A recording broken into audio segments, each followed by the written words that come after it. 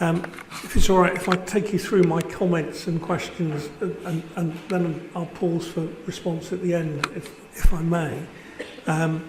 My first comment is that obviously I welcome seeing the administration and Councillor Dudd embracing the free market in such a positive way.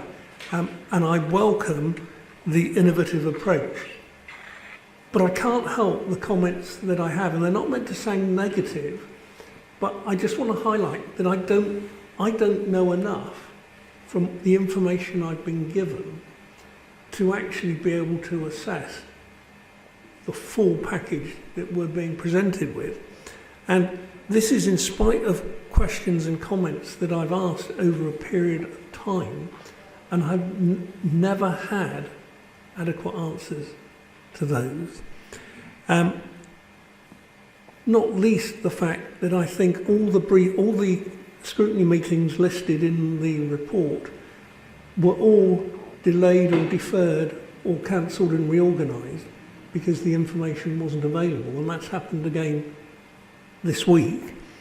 And that is frustrating when, as members, we ask for sufficient time to be able to digest and understand the proposals before they went to Cabinet. And yet here we are again, having them presented the day before a Cabinet meeting with a briefing that was rescheduled that I certainly wasn't able to attend and therefore didn't have the benefit of. So, with apologies to the representatives of Amoresco and Vattenfall, because I really don't want to be raising these concerns in front of you, but this is the only opportunity I have to share those concerns. So, page 4 indicates 1.4 million of legal fees and 1.25 million of accountancy fees. Now, this isn't sour grapes just because the lawyers got more than the accountants, but it is a concern about the amount of money that we have spent on advice. That money is more than the concession payment we get over 5 years. We've got investment of 424 million over 5 years. In the covering report, there was no real indication of the allowance for inflation. Although I see in the appendices there is a reference to inflation, but there's also no indication of when the inflation calculation starts from, because that 424 million has been in place for some time, and over the period of time it's been in place, inflation has already been running at a fairly significant rate.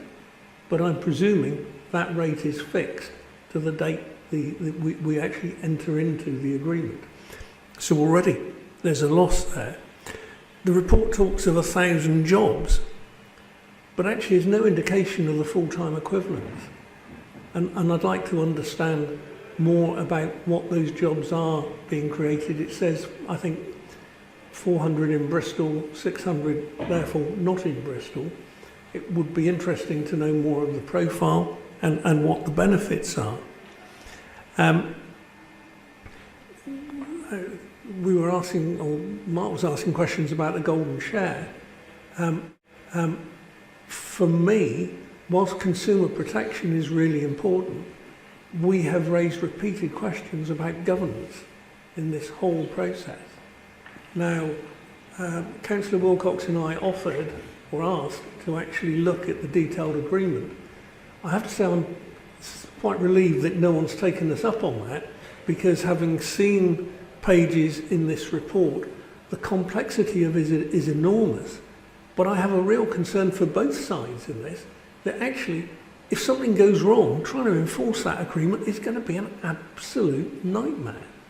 Now, the bit that's therefore difficult for us as members, and it's probably true of most legal agreements, is that by the time anyone's talking about enforcing the agreement, things have gone so badly wrong that it's going nowhere. But how workable is it all? In practice, interpreting what is there about the processes for approval. And if someone doesn't pick up on what's offered, what the alternatives are, and what the City Council may be precluded from doing that it might otherwise have been able to do, because it now has to offer it to the joint venture company. So there's a whole host of things out, and I'm really just airing my concerns. I don't think anyone can put my mind at rest today. I'd love to think they could, but these are really complex issues. Now, if I move on specifically to heat networks, in the main body of the report, you've removed all reference to transfer at cost and now have no description of how the figure for the transfer has been made. I previously raised the question of whether this sale is being made at undervalue. And the problem is that avoiding putting a value on the assets in the report isn't an acceptable way of complying with best value. There may be a valuation which by chance comes back to cost by the time you've allowed for risk. I understand that.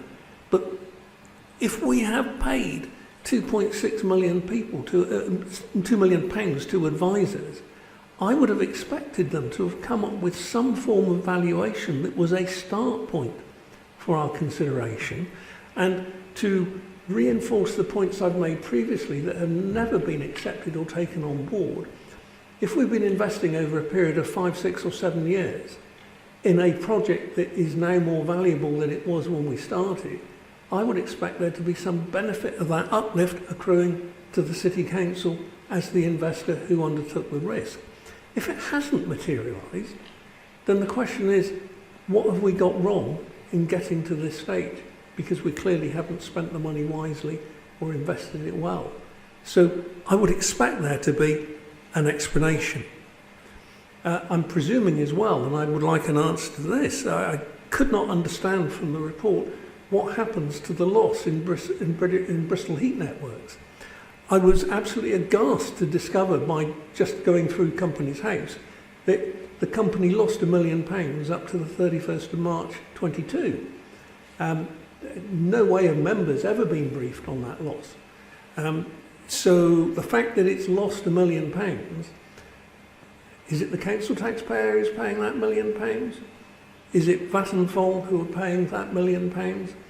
What happens to it? It was beyond me to actually understand the narrative in the paperwork, but I think it's really important that we understand who's borne that loss and who's bearing the loss between 1st of April 22 and the time the deal is done. I've probably gone on long enough, so I'll wind up there. But what I'm just trying to convey is a worry that if this is really as good as I want to believe it is, and as the spin on the report says, why are we concealing these things and not actually responding to them openly? Because that's what gets me feeling uncomfortable, is when I feel things are being brushed under a carpet or put to one side. If they're confronted as a problem in the report, I'd understand it. But when they're not, I feel uncomfortable. So, in conclusion, not that I want to disagree with anything that's being put forward, but I have not seen enough that I could form an opinion that I could endorse this however much I want to. And therefore, I wouldn't be able to support a positive recommendation, but I'm not wanting to put in a negative recommendation either. Thank you. Does anybody want to make a response?